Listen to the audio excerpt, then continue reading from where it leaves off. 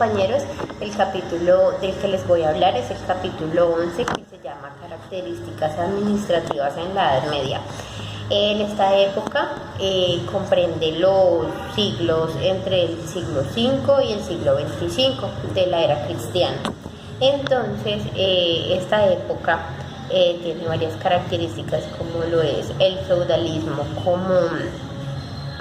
en el aspecto político, económico y social, la formación de gremios, la formación de las ciudades y la Iglesia Católica. O sea, ¿cómo se comprendía la Iglesia Católica? Bueno, si empezamos a hablar del feudalismo en sus características y en sus funciones económicas, políticas y sociales, decimos que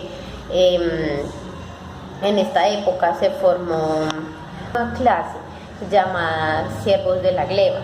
Estos siervos de la gleba eran como los esclavos, pero tenían como un valor adicional, que era que los vendían junto a la tierra. Entonces valían más y tenían como un valor adicional.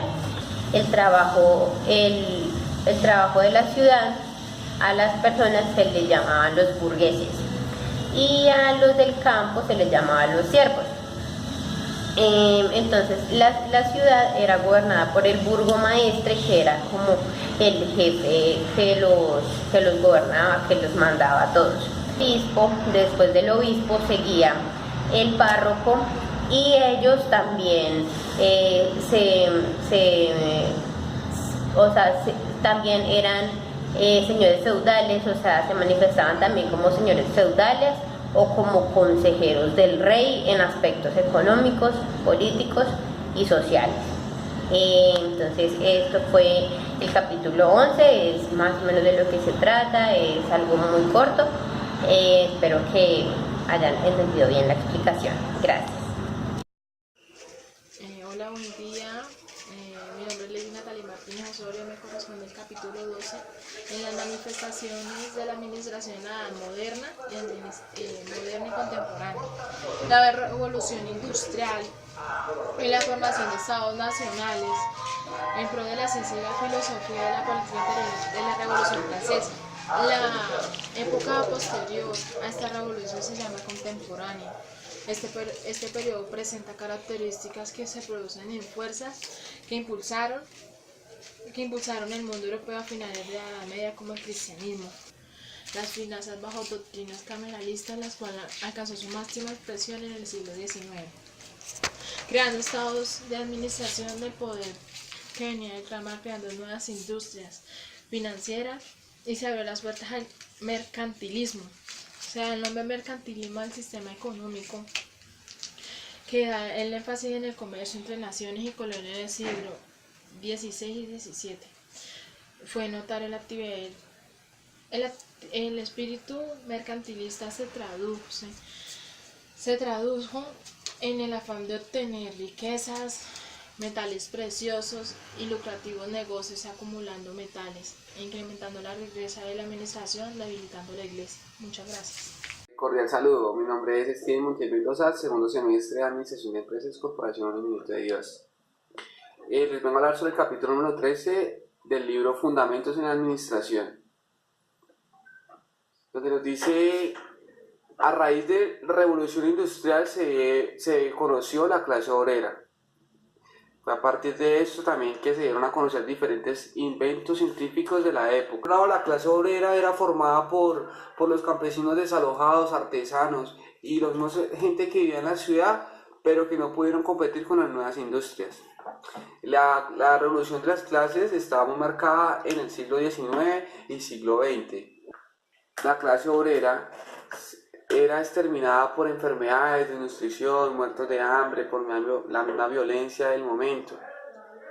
Avanzados en el siglo XXIII se han logrado diferentes desarrollos económicos en los países como Inglaterra, Holanda, Francia y Alemania, pero estaba a costa de muchas muertes y sufrimiento de cientos de obreros, los mismos artesanos y campesinos del momento. Por último, cabe resaltar la huelga sindicalista, donde se solicitaba la jornada laboral de 8 horas. Esta se dio en Chicago, en la ciudad de Chicago, en los Estados Unidos, durante el año de 1986. Para esta época se hubieron diferentes enfrentamientos entre la fuerza pública y hubieron muchos desastres, muertes violentas. Entonces de ahí, de esta huelga y los acontecimientos que sucedieron en esa época, se conoce hoy en día como el Día del Trabajo, que es el 1 de mayo. Muchísimas gracias por su atención prestada y espero les haya gustado la narración del capítulo número 13. Hola, mi nombre es Nicolás Steven Márquez Arias. Les hablaré sobre el capítulo 14 del libro Fundamentos de la Administración. Este capítulo nos cuenta que durante mucho tiempo habían batallas entre patronatos y obreros, donde fue un punto crítico en el mundo occidental. Presente a esta gran problemática, se inició una ideología política que se volvió un caos continental, internacional y nacional. Entonces, por medio de esos conflictos salieron unas doctrinas tales como la utopía, el socialismo científico y la doctrina de la Iglesia Católica. Y el alivio de las clases obreras sin disciplinamiento del derecho natural de la propiedad privada. También nos cuenta el capítulo 14 que miramos y empezamos a observar personas que aportaron mucho a la administración, como en la época del siglo XIX, como por ejemplo Robert Owen, Frederick Taylor, entre otros, que nos dice claramente que Fayol y Taylor se consideran como los padres de la administración científica. Muchas gracias. Buen día, a mí me correspondió el capítulo 15 del libro Fundamentos de la Administración, que se llama Manifestaciones de la Administración en las indígenas de América. Bueno, como sabemos, en la prehistoria se conoció mucho lo que fue la administración, que lo vivenciamos en los capítulos anteriores, que era el arte de administrar y de gobernar, que existía mucho la gerencia. En el nuevo mundo indígena también apareció mucho la gerencia, que seguían como los pasos de la antigua prehistoria, de la prehistoria. Aquí aparece, vamos a hablar un poco de los chipchas en Colombia. Los chipchas en Colombia comprendió un poco lo que fue Cundinamarca y Boyacá. Esto se extendió hasta partes del Magdalena. Bueno, pues una conclusión de estos temas es que siempre se ha manejado la administración desde tiempos históricos. Es decir, ahora que estamos adquiriendo conocimiento nos estamos dando cuenta de cómo realizaban esas esculturas sin tener ningún tipo de conocimiento. Es decir, que siempre ha existido el arte de administrar. Tienen una misión y quieren cumplir una meta, y los trabajadores son los que influyen y los que trabajan para cumplirla. Y ya, muchas gracias.